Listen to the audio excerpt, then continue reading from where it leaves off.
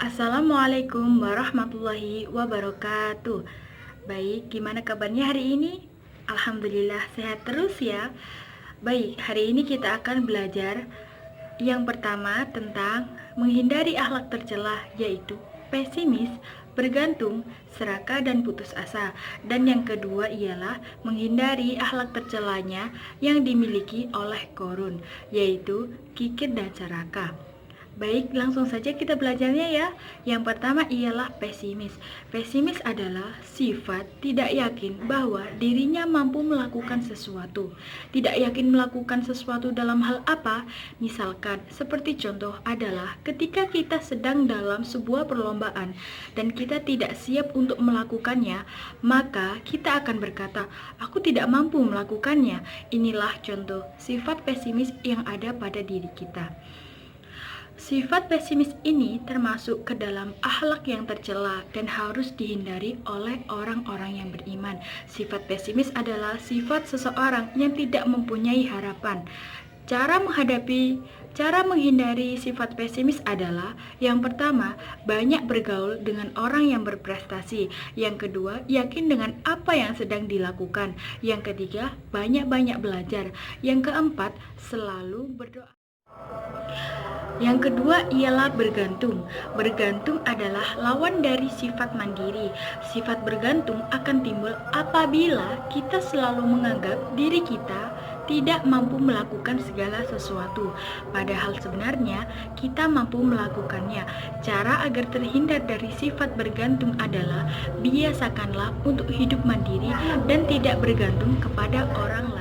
Ketiga ialah serakah. Serakah adalah sifat tidak puas dengan apa yang telah dikaruniakan Allah kepadanya. Rasa ingin memiliki itu juga termasuk ke dalam sifat serakah. Serakah hukumnya adalah tidak boleh.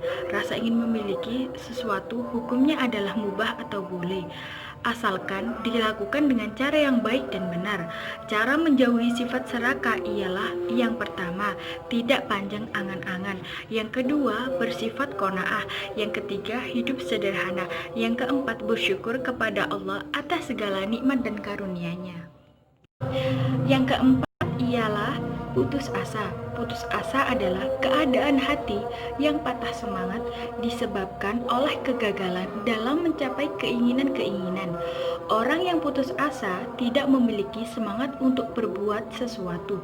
Kerugian orang yang putus asa ialah rugi di dunia dan juga rugi di akhirat.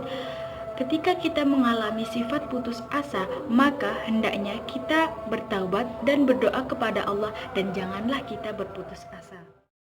Belajar yang kedua ialah akhlak tercela korun, yaitu kikir dan serakah yang tidak boleh untuk ditiru. Kikir adalah sikap tidak mau berbagi terhadap orang lain yang membutuhkan. Sifat kikir timbul karena seseorang terlalu mencintai harta yang dimilikinya. Akibat orang yang mempunyai sifat kikir adalah akan mendapat murka dari Allah. Serakah adalah sikap ingin memiliki segala sesuatu yang lebih dari yang ia miliki. Orang yang memiliki sifat serakah dalam hatinya tidak pernah merasakan puas. Akibat dari orang yang serakah adalah akan merugikan dirinya sendiri dan akan merugikan orang lain. Korun adalah orang kaya raya yang hidup pada zaman Nabi Musa alaihissalam. Korun memiliki akhlak tercela yang tidak perlu untuk diteladani. Karena akhlak tercelanya tersebut, Korun membuat Allah murka kepadanya, sehingga Allah membenamkan hartanya ke dalam perut bumi. Awal dari kehidupan Korun sangatlah miskin dan tidak mempunyai apa-apa, dan juga Korun punya banyak anak, sehingga ia meminta kepada Nabi Musa untuk mendoakannya kepada Allah.